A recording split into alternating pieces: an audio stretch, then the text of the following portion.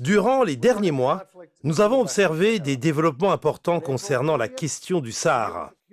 Le 30 avril, le Conseil de sécurité de l'ONU a adopté la résolution 2468, renouvelant ainsi le mandat de la MINURSO pour 6 autres mois.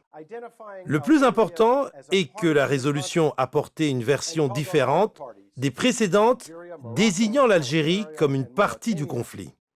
La résolution a appelé toutes les parties, c'est-à-dire le Maroc, l'Algérie, le Polisario et la Mauritanie, à coopérer étroitement entre elles pour raffermir la confiance.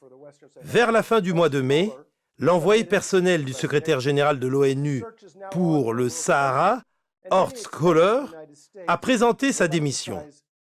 On est aujourd'hui à la recherche de son successeur. Plusieurs observateurs pensent que les États-Unis vont peser de tout leur poids dans le choix d'un nouvel envoyé personnel du secrétaire général de l'ONU pour le Sahara.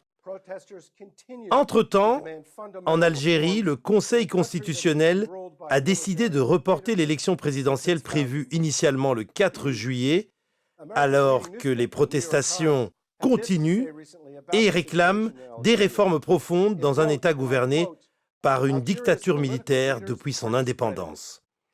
Le New York Times a écrit concernant la situation en Algérie que les leaders politiques ont perdu leur crédibilité et la direction de l'armée a été rejetée par les manifestants qui sont déterminés à en finir avec l'ancien système sous l'emprise des militaires.